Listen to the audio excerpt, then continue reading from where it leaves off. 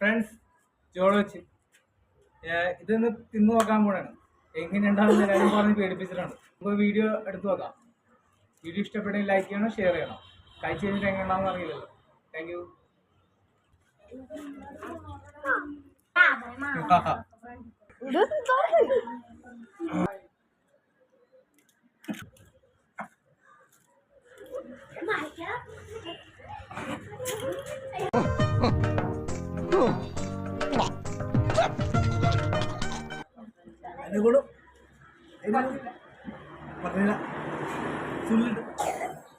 എത്ര പ്രാവശ്യം ഞാൻ ഈ വാതിൽ ഓർന്നിട്ടുണ്ട്, അപ്പോഴൊന്നും ഇങ്ങനെ സംഭവിച്ചിട്ടില്ല.